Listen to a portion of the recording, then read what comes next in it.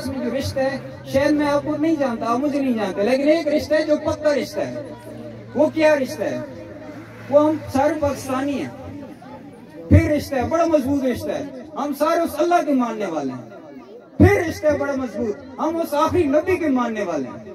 تو جب ہم سارے اتنے متحد ہیں، جب ہمارا اتنا مضبوط رشتہ ہے، تو پھر ہم ایک دوسرے کی کوئی بھی اچھی بات اس کو ویلکم کر لینا چاہیے. رب اشرح لی صدری ویسر لی امری واحلل عقدۃ من لسانی یفقہوا قولی. قیس صاحب بیسیکلی ان کا جو سوچ ہے، ویژن ہے، وہ الحمدللہ اس سوسائٹی کے بارے میں بہت سارا سوچتے ہیں.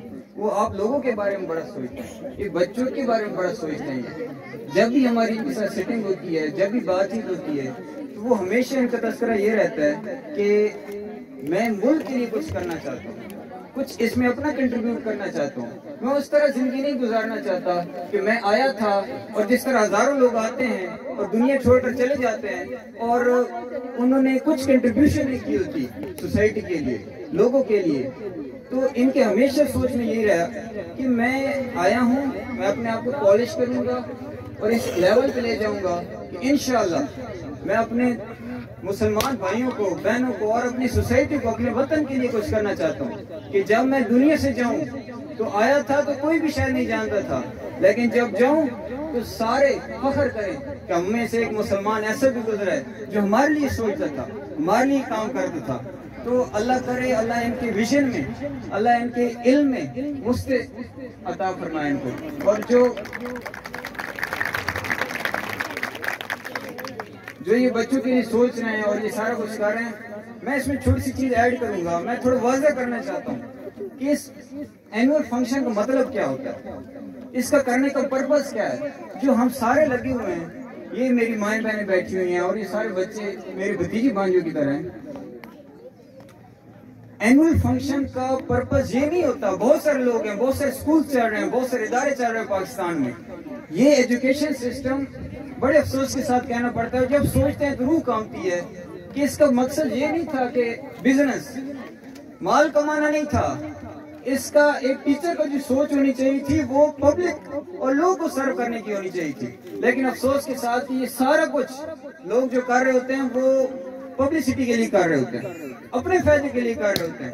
لیکن ایکچوئل میں یہ فنکشن اور جو سال بھر محنت ہوتی ہے وہ بچوں کی گروتھ کے لیے ہو رہی ہوتی ہے.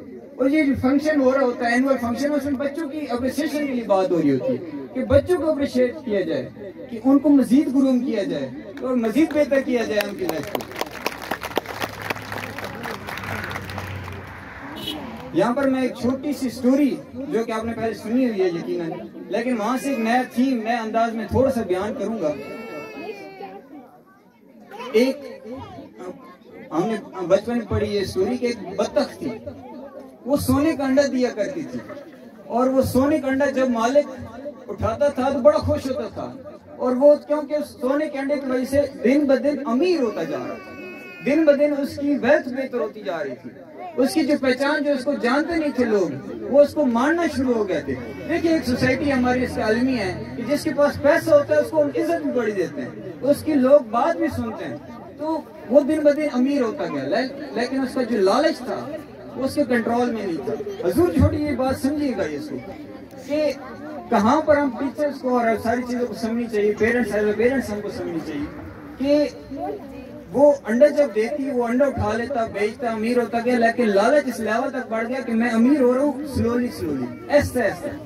تو اس نے یہ سوچا کہ میں بطخ کو اگر اس کو ذبح کر دوں اور اس میں سے سارے انڈے اکٹھے نکال دوں تو کیا ہی فائدہ ہوگا.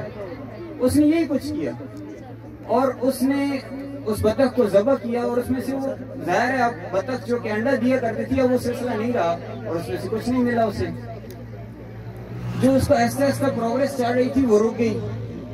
اس کا پرپس پروڈکشن پہ تھا. پروڈکشن کیا آ رہی ہے؟ وہ سونے کا انڈا آ رہا ہے، لیکن پروڈکشن کس ذریعے آ رہی ہے؟ اس ذریعے کو اس نے ختم کر دیا تھا. اب ہم ایز اے پیرنٹ اس بارے میں سوچیں، یہ جو بچے ہیں یہ ہمارے بھتیجی بھانجے کی طرح، ان سے ہم پروڈکشن لینا چاہ رہے ہوتے ہیں، وہ سونے کا انڈا لینا چاہ رہے ہوتے ہیں کہ ہمیں یہ اچھا ریزلٹ دیں، ये अच्छी सोसाइटी के फर्द बने, कल तक अच्छे प्रोफेशन को चूज करें, हमारे लिए फख्र का बायस बने ये। लेकिन हम इनके उस अंडे को तो देखते हैं, लेकिन उस जो प्रोडक्शन ये पैदा कर रहे हैं, ये चीज जो मेन बच्चा है, उसकी बहुत सारी सोचों को, बहुत सारे ख्यालात को शायद मार दिया जाता है, उसकी बहुत सारी विजन को दबा दिया जाता है, उसकी छोटी सी मिस्टेक को कहा जाता है तुम कुछ नहीं कर सकते, तुम्हारे अंदर बहुत सारी खामियां हैं, उसको खामियां बता दी जाती हैं, उसके अंदर जो प्रोडक्शन कैपेबिलिटी है उसको खत्म कर दिया जाता है। मसलन थोड़ी मिसाल से समझते हैं।